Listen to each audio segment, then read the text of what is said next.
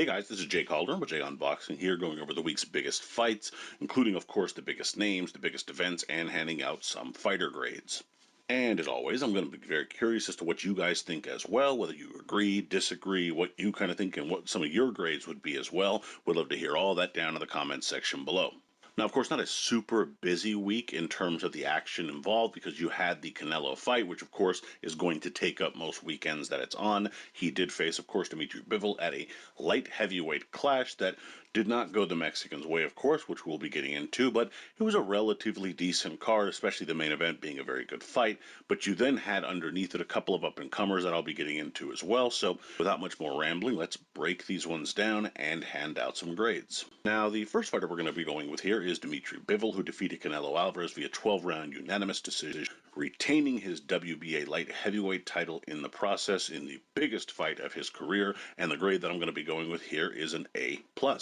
With just about any performance you can put forth against the best fighter in the world, if you're able to defeat him, soundly defeat him, you're going to be getting a pretty high mark there. And in this case, it's no exception. It was a masterclass performance, in my opinion, all around. He showed off skill, he used his size, his intelligence, did just about everything right. Got caught a few times, of course. You know, if it's raining, you're going to get wet, but it wasn't anything that alerted you or alarmed you throughout the fight. You never, at least I, never felt as though, once the fight took place, that he was really in any danger of losing, barring just some random freak shot, which never came. Didn't let the moment of the fight or the fight itself or the magnitude of the opponent kind of get in the way. He stayed within himself and really put forth a brilliant exhibition. What's more, he did it in a way that you really have a hard time questioning, because it was a bit power, yes, and it was a bit just him pushing the action and throwing those combinations, but he also had tremendous defense and foot speed and hand speed and movement and shot selection. There was just so many things to like about his performance, and the fact that he was able to do it, and of course that the judges in Vegas were able to get the fight at the very least scored correctly enough that he wins, all the more impressive, of course, in general. But for Bivol, it's just a tremendous performance all around. I will be getting into the rematch a little bit more, talking about Canelo here, but he said he didn't mind the rematch, Bivol being he, and I don't see why he would, because quite frankly, I don't see the rematch going any differently, to be honest. I think he's just too big mixed with too good, and that kind of spells trouble for Canelo, as it did tonight, and which is why you're going to have to give Bivol a very high mark, in my opinion.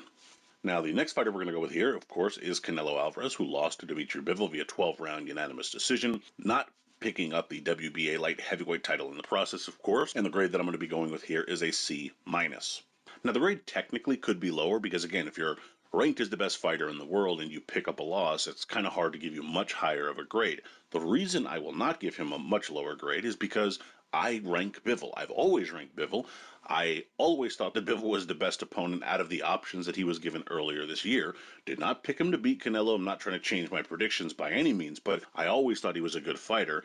And so when he loses to a fighter who I think is as good as Bivol and is bigger than he is to begin with, it's kind of hard for me to rank him that much lower. That being said, it wasn't just that he lost that hurts his grade. Again, that I can kind of excuse with what I said. But at times he seemed lost in there. The moment his power couldn't make a difference, or he couldn't break Bivol's guard, he kind of ran out of ideas. He sort of resorted back to that thing he did earlier in his career where he'd kind of lounge against the ropes and try to counter and set you up and walk you into something, because he just couldn't quite piece together what he needed to do to crack the code. Did this against Mayweather. He did this at other times against fighters when they've kind of troubled or puzzled him to some degree, even Austin Trout to some degree. I think in part in this fight he also did it because of the power that Bivol has, because again, he's a decent puncher. He has respectable power, but he's also a bigger guy. It's naturally going to have more of an effect on him.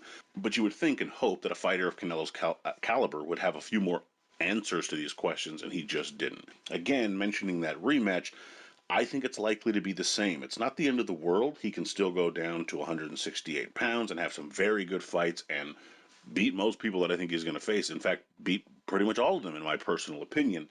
Bivol, I think, always gives Canelo trouble. I, again, wasn't confident enough to say that in any kind of predictions. Not trying to claim that now, but having seen the fight, I just don't see how anything goes very different, barring Bivol making some terrible mental lapse in judgment, which again, with how switched on he was in this fight, I think would be hard to imagine that happening. But in any event, Canelo gets the effort for chasing greatness, the grade rather, for chasing greatness, and of course, at the very least, trying to put forth some effort, and that's why he gets kind of that middling mark. Next fighter we're going to go with here is Montana Love, who defeated Gabriel Golas in a junior welterweight clash, and the grade that I'm going to be going with here is a B-.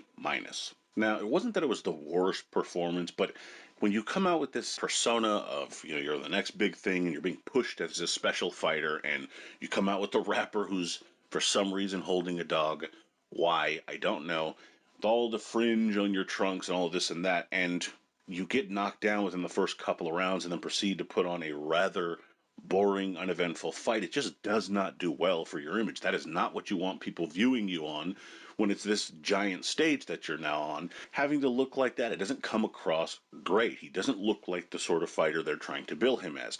Again, he got caught. He made the fight closer than it needed to be.